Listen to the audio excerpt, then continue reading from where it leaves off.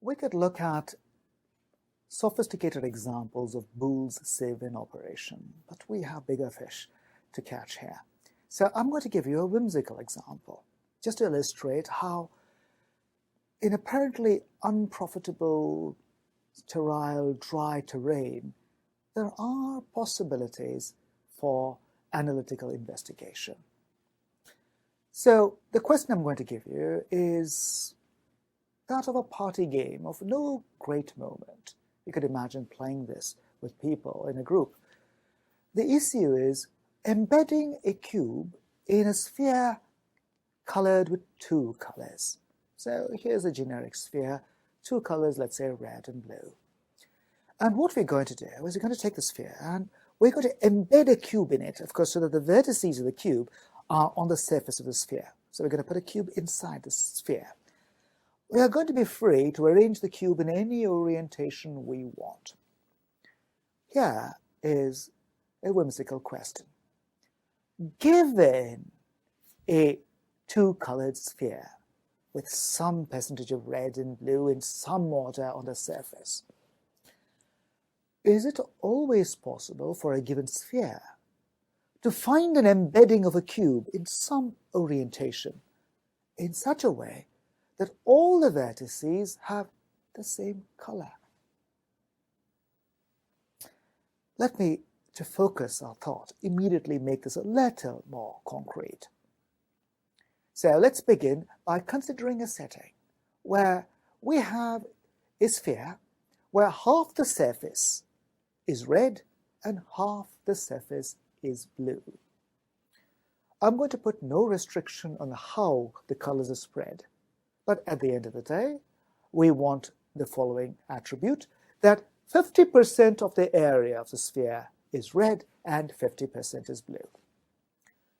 Given such a sphere, is it always possible to find an embedding of a cube inside the sphere in such a way that every vertex of the cube, remember there are 8 vertices, every vertex resides on a patch which is blue in color? In short, every vertex is blue. Pause the lecture and think about this. Play with this for a bit. Resume when you're ready.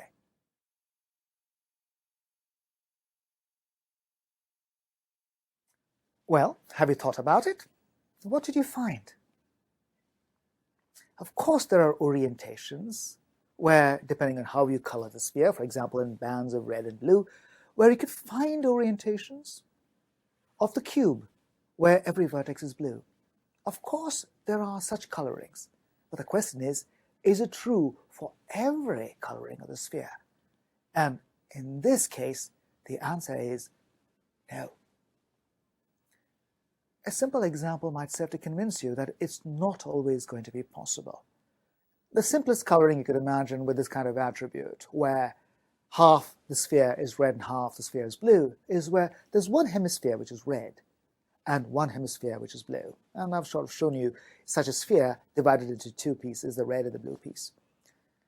A little thought will convince you now that it's impossible in such a case for any orientation of the cube whatsoever to be such that the entire cube has got only blue vertices.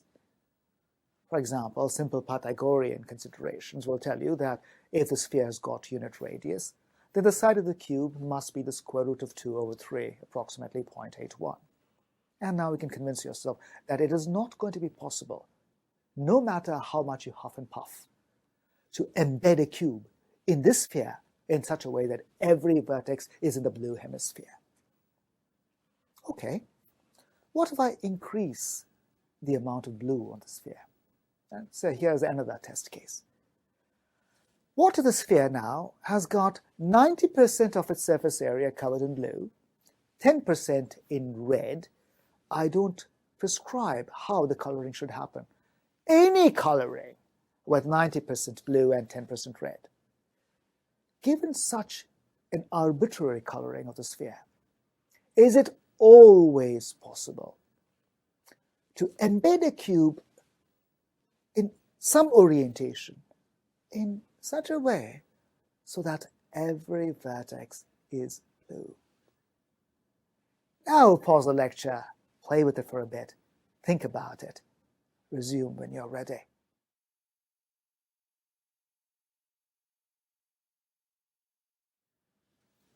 So this is our question. We have a sphere, 10% of which is red, 90% is blue. Of course, the difficulty is I can imagine settings where it is easy to embed a cube such that every vertex is blue. But the difficulty is figuring out whether there are some awkward colorings for which it may not be possible. Here, then, is a turn in an unexpected direction in the analysis of such a problem. In the problem I've given you, there are no chance connotations whatsoever. This is a purely deterministic problem. You are given a sphere with a certain coloring, certain ratios of red and blue, and you're asked to see whether by dint of careful positioning you could somehow embed a cube in there such that all the vertices are blue. What is there random about that? There seems to be nothing random at all. Well, here is a beautiful new idea. This idea is the principle of ancillary randomization, shoehorning randomization into the problem in a domain where there was none a priori. And you would think, well, doesn't that make things worse? You've started with a deterministic setting, and now you've obfuscated the matter, you made things random. Of course, there's a method in the madness. Here's a new question. Start with a given sphere with a certain coloring. 90% of the sphere is blue, 10% is red. It's a fixed but arbitrary coloring. Start with that. There's nothing random at this point. Now, here's what we're going to do. There are many, many, many ways, in fact, an infinite number of ways in which we can embed a cube inside a given sphere. Select an embedding at random. I'm not going to try to make explicit the sample space of this problem here. It's clear that the experiment, as I'm envisaging it, has to have certain symmetry properties, right? Randomization in the sense that, roughly speaking, we are dealing with a uniform distribution of possibilities. If you've listened to the lectures of Tableau 6 Part 2, then we're going to be talking about a uniform density on the surface of a sphere. If you haven't, no matter, an intuitive understanding of what randomization means in this context will suffice. Roughly speaking, all orientations should be equally likely. Under such settings, we can postulate an event. Some orientations may or may not end up with all vertices blue. Look at the collection of cube orientations where all vertices are blue. This collection, this set, could be empty. If it's not empty, then it starts becoming strangely interesting. Notice, in this problem as set up, I have no a priori guarantee that the set of interest to me, the set of orientations where every vertex is blue, is not empty. This is going to be the critical point. Is that set empty or not? Now, with this for understanding, let's put in place a little bit of nomenclature, a little bit of notation, just a smidgen. You've got now a cube embedded randomly inside this given sphere. Any given vertex may or may not be blue. Let's tag the vertices, label them, say, from 1 through 8. 1, 2, 3, 4, 5, 6, 7, 8.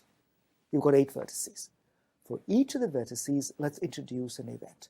These are the bad events. Let Aj be the event that the jth vertex is red. In other words, A1 is the event that the first of your tagged vertices happens to have the misfortune of falling in a red area. A2 is the event that the second vertex falls in a red area, and so on down. A8 is the event that the 8th labeled vertex of the cube falls in a red area. Remember, we want all vertices to be blue, so each of these is bad. If any of them occurs, then all vertices are not blue. So naturally, we're interested in the probability of the union of these events. But what can I say about each individual probability? The randomization, remember all orientations, loosely speaking, are equally likely. The randomization implicit here says that the probability of a given vertex being red is proportional to the percentage of the area of the sphere that is red. In other words, the probability that the first vertex is red is 0.1. 10% of the surface area is red. The probability the second vertex is red, 0.1. Why? Because there has all kinds of symmetry here. Each vertex in isolation behaves like all other vertices. This is what I mean implicitly by a random selection of an orientation. And so each of these vertices individually has a 1/10 chance, a 10% chance of landing in a red region. If any of these events occur, then something bad has happened. At least one vertex now will be red. And therefore, promptly, we talk about the probability of the union of these events. And Boole's sieve immediately tells us that the probability that one or more vertices is red, one or more bad events occur, is no more than 8 times 0.1 or 0.8. Now, nobody in their right minds is going to look at 0.8 and say, well, that is a small probability. Now, it's actually quite a large probability. It's near 1. But and this is the material point. 0.8 is strictly less than 1. What can we say about the probability of the good event? That none of the bad events occur, that only good events occur, that every vertex is blue. Boole's sieve tells us that this probability must exceed 1 minus 0.8 or 0.2. The probability that no vertex is red, the probability that every vertex is blue, is at least 20%. It is not 0. And what does this tell us? This tells us that there must exist at least one orientation of the cube for this given sphere for which every vertex is blue. If this were not true, if there was no orientation of a cube for the given sphere for which every vertex were blue, if that happened, then the set of orientations for which every vertex is blue would be empty. And so the probability of that set would be 0. The impossible event has 0 probability. The very fact that the probability of the set at hand, the probability of the set of orientations of a cube for which every vertex is blue, is not 0. It's 0.2, though that particular number is not germane for our purposes. All that matters is it is not 0, it is strictly positive. That tells you that the set cannot be empty. There are orientations of the cube for a given sphere which will make every vertex blue. Magically almost, we've deduced a result of existence. Remember, go back to the start of the problem. We didn't know if the answer was positive. We didn't know if it was possible to embed a cube in a sphere with 90% of its surface blue, 10% red, in such a way that every vertex was blue. We didn't know it was possible. And simple experiments, examples, didn't lead us closer to a definitive answer because there was always the possibility of a peculiar coloring which resisted all our blandishments. No ordering of the cube was going to work.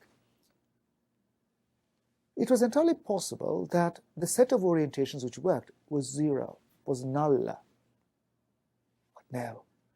Our auxiliary randomization tells us, no, there exists at least one orientation. We proved the existence of an orientation. Now, this was an amusing, perhaps party game, but already we've got a result which was not intuitive, which was not expected. And 2 things leap out at us. One was, we've done something different in this experiment. We started with an experiment where there was no chance anywhere in view, and we shoehorned in, we introduced randomization through auxiliary randomization. Normally, adding chance elements just complicates the process. But in this setting, adding a chance element creates a solution for a problem. The idea here, and this is speaking a little philosophically, why this approach has worked is because the original problem was horrible in its particular detail. Each individual coloring had to be analyzed separately, and the colorings are first an infinite number, and you could have some really weird colorings. You could not possibly exhaust the space by checking all of them. What our randomization has done so cleverly is to symmetrize the problem. At its heart, mathematics works best, science works best when there are symmetries. Perhaps it's a limitation of our human mind that we react best to patterns that are visible, to symmetries in the structure. But in any case, symmetries allow us to make an analytical fist of the problem where otherwise it was intractable. So this was the high-level idea. The randomization creates symmetries. The second idea was that from these symmetries, we could extract a probabilistic sieve.